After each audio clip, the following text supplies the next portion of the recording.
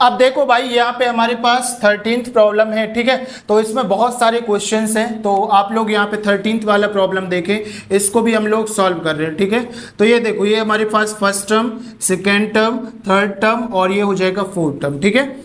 तो हमारे पास a1 की वैल्यू क्या है, फर्स्ट टर्म आपके पास क्या दिया है, √3 दिया है, तो √3 आप लोग ऐसे लिख देंगे। अब यहाँ पे देखो कॉमन डिफरेंस d1 निकालेंगे तो क्या होता है, a2 minus a1, second term minus first term होता है।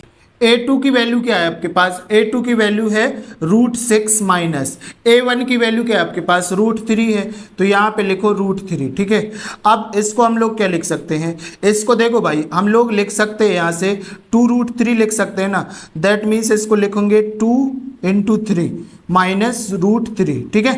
इस तरीके से लिख सकते ×3, ठीक है। तो इस तरीके से लिख सकते हो, तो ये रूट और ये रूट ये सेम है, तो यहाँ पे √3 अगर हम कॉमन निकाल लेंगे तो यहाँ पे कितना बचेगा, √2 बचेगा माइनस, और ये तो पूरा निकल आया बाहर तो 1 बचेगा, ठीक है। तो ये हमने d1 की वैल्यू निकाल ली है यहाँ से, ठीक है। d1 समझ आ गया ना आपको बहुत अच्छे से, ठीक है। तो इनको देख लिया करो, अब तो बहुत सारा प्रॉब्लम आप लोगों ने सॉल्व कर लिया ना सेम मेथड का, तो ये छोटे छोटे क्वेश्चन है। अब यहाँ से d2 second common difference, that is called third term minus second term, ठीक है। थर्ड टर्म भाई आपके पास क्या दिया है, √9 दिया है minus second common difference, second term आपके पास क्या दिया है, √6 दिया है, √6 दिया, ठीक है। जब हम इसको सॉल्व कर लेंगे तो ये क्या हो जाएगा, इसको हम लोग क्या लिख सकते हैं, 3 × 3 लिख सकते हैं 9 को, माइनस, और 6 को क्या लिख सकते हैं हम लोग, 2 × 3 लिख सकते हैं, ठीक है। तो अब देखो यहाँ से अगर √3 हम लोग बाहर निकाल देंगे तो क्या हो जाएगा, √3, और यहाँ से क्या बचेगा हमारे पास, √3 माइनस √2 बचेगा, ठीक है। ये चीज़ समझ में आ गई ना। तो यहाँ से 3 कॉमन नहीं निकालना, नहीं तो फिर इसको सॉल्व नहीं कर पाएंगे ना हम लोग, इसीलिए सिर्फ √3 कॉमन निकाल देंगे, तो यहाँ से √3 माइनस √2 मिल जाएगा, जो कि क्या है, d2 की वैल्यू है, ठीक है। इस तरीके से आपने d2 निकाला।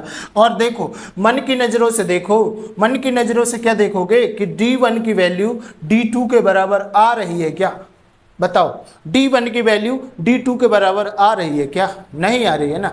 तो जब नहीं आती है तो यहाँ पे हम लोग क्या लिखते हैं, d1 does not equal to d2, ठीक है, ये आता है ना।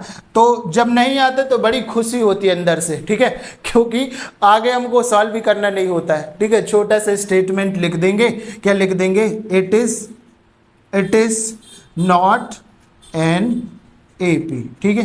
ये एक AP की सीरीज नहीं है क्योंकि हमारे पास कॉमन डिफरेंस सेम नहीं है, ठीक है।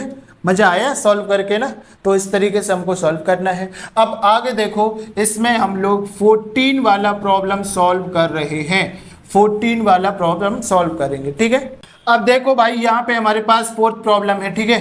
तो आप लोग इसको A1 बोलते हैं, first term, second term, third term, और ये होता है फोर्थ टर्म। अब इसको भी हम लोग यहाँ पे सॉल्व कर देंगे, सॉल्व कर देंगे तो क्या होगा, फर्स्ट टर्म लिख दो, a1 इज इक्वल टू क्या होता है हमारे पास, a1 क्या होता है, फर्स्ट टर्म आपके पास 1 का स्क्वायर दिया है तो 1 का स्क्वायर लिख दो, ठीक है। Common difference of d1 is equal to second term minus first term.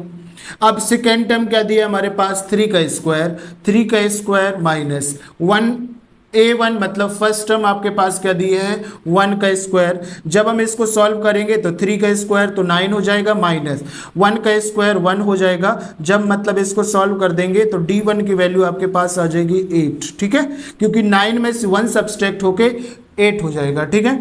अब इसी तरीके से d2 निकाल दो भाई, d2 क्या हो जाएगा हमारे पास, third term minus second term हो जाएगा।